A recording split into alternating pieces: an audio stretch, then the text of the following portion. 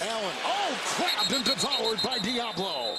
Welcome to the new series called Six Pack Pressures. I watched every blitz that generated a sack or pressure from this past weekend, and I picked my favorites. And since brevity usually isn't my thing, I may have included some honorable mentions as well. I will break down why I like the pressure, why it worked, and who's to blame if the protection was busted. Keep in mind, these are my favorites based on what I find to be creative, effective, the structure of the defense. I don't take into account who won, who lost, the result of the play, or really if the defense sucked for the rest of the game. It's just what I like.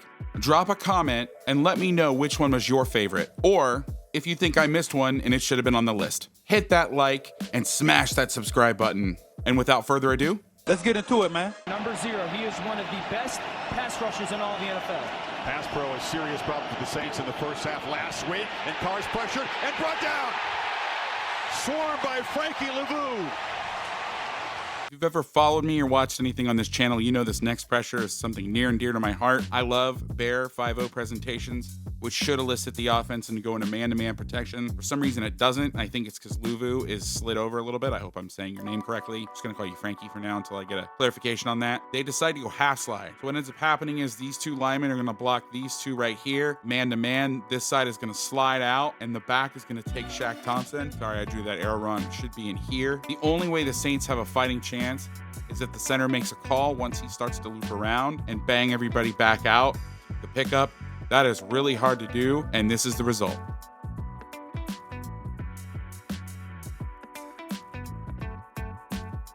Chargers week 1, 234 rushing yards against the Dolphins. Jones, blitz, goes down. It is David Long Jr. You're going to see both guys here, and David Long comes shooting through that gap untouched.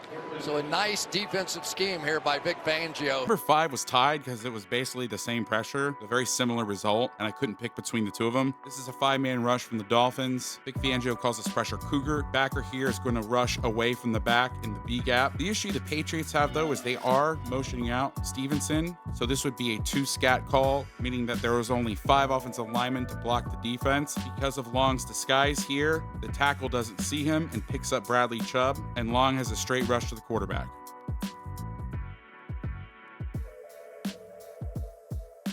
What should have happened here is the tackle should have had his eyes up and squeezed down. You do let Chubb go. I know he's really great, is farther away, so you have a bit more time to get the ball off. Also, Mac Jones has to see that and get that ball out to the perimeter fast. Here's a similar pressure from the Niners, but different protection from the Rams. This is cross-jet protection with the Louis call, meaning these 4 linemen are going to slide to the back. This tackle is away, and Kyron Williams is supposed to come across and pick up any threats. He doesn't. He checks and releases. Fred Warner's got a free path to Stafford, and that's the result. See Stafford even telling him at the end of the play what he was supposed to do. And he's looked good. He has been very effective. Lawrence tried to lay one out there. Zay Jones couldn't get the release. The Chiefs are in a bear presentation, which makes the Jags go into a 5-0 protection, or some people call it poker, meaning the 5 offensive linemen here have the 5 defensive linemen, and Etienne has 32. I should say that 39 here is going to motion out, which should pull a defender with him. Bags brings the DB off the edge. In this look right here, he's going to come scot-free to the quarterback. This player right here is supposed to cover the running back. Lawrence can't find him because he has pressure so fast in his face. Now, in Lawrence's defense, this looks like a called double move play. So he's looking to chuck it up, not really looking for that back out swinging. And there may have been a little bit of a hold here by the Chiefs, but they didn't call it, so it counts. By a little bit, I mean a lot. Still a cool pressure design, though. 3rd and long. 3rd down at 11. Love wrapped up. Down he goes.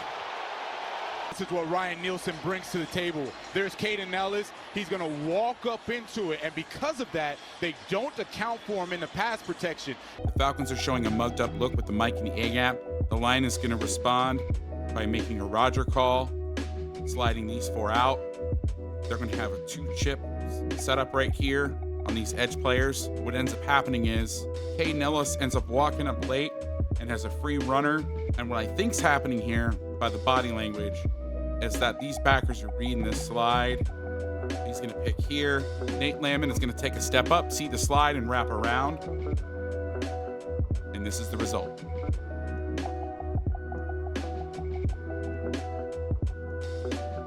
By keeping him in to protect, this is actually a fire zone, but Calais Campbell doesn't have to drop because the man he's dropping off of stays in, which would be a pretty good matchup for the Packers. A one-on-one type setting. He stays in, and Love only has 3 receivers to choose from and a half second to make a decision, and there's nothing you can really do about that. For his primary targets, Adele is in there now. Stroud, the blitz is on and is nailed at the 26-yard line. Here's an incredible blitz from the Colts. They're going to bring 6 guys playing eyes pressure. We'll get to what that means in a second. There's a 3-man game over here on the right side between the nose, Zaire Franklin, who's walked up, and DeForest Buckner, who's going to wrap around. This side, the DB's going to drop. We have a pick game here between the linebacker and the defensive end, and we still have an edge rusher coming on this side. No matter what happens here, the offense is kind of messed up. The Texans are going to try to Roger and take these 4 linemen out here to pick up these 4 threats. But over here, the man side, what would have to end up, make this work, is the back would stay on 45, who's going to be rushing in here, and then the twist around, this tackle's going to have to stay locked on. It's a really hard pickup, and a great job by the Colts here. The back ends up going to the wrong side anyway, and there's a sack on Stroud, forcing another punt. So here's the wide copy of the shot. We have eyes coverage. The corner's going to play a true third. This corner as well. The safety's going to play in the middle, and then you have 2 defenders here. They're going to read Stroud's eyes. There will be people open in this concept. The trick is the offense is not going to have enough time to block and see the open guys, and this is the result. All set. 31 Linda. Chargers showing blitz from the outside. Tannehill's under pressure, and Murray wraps him up and takes him down. Well, that's an exclamation point based on last week for Kenneth Murray. The Chargers are in a loaded front, meaning they have 3 down linemen to one side, 1 to the other. Both linebackers here are walked up and mugged up over the guard. This is a simple pressure. The down linemen are going to rush. There will be a twist in here. And these 2 backers right here are going to read the guard. If the guard steps down, this backer will drop and this backer will go.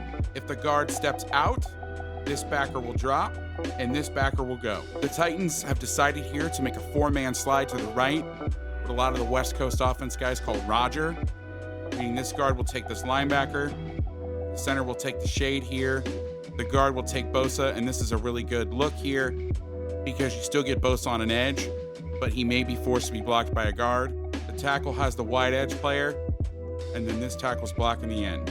The back should step up in here with this look. As you can see, the guard steps down, the backer gets scot-free, the back checks and releases, so there's a miscommunication here. I don't know whose fault it is, but either the guard took the wrong guy and the back thought he had 31, or the guard did the right thing and blocking his man, and the back did not check and free released, creating a sack.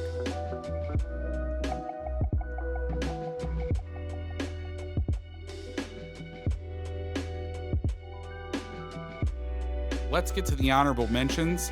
Now, I surprised myself by not including this in the list. This is one of my favorite blitzes, and all of football made a video about this very blitz 2 weeks ago. The Bengal Hawk pressure by Brian Flores. Here are the Patriots running it. It is very unique. You have cover 0 here. DBs are playing zone for 2 seconds, then playing man. We'll watch the routes. Let's get to the end zone. What's going to happen here is the line is going to block to the left. So what should happen is the A and B gap defenders, if the slide is to me, I am going to drop.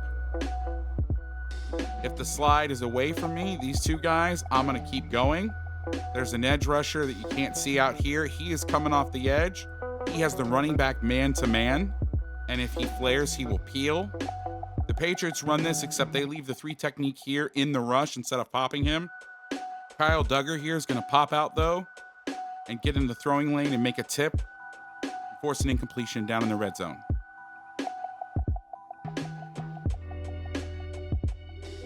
So this one should probably actually be with the number 5s. It's a similar style pressure.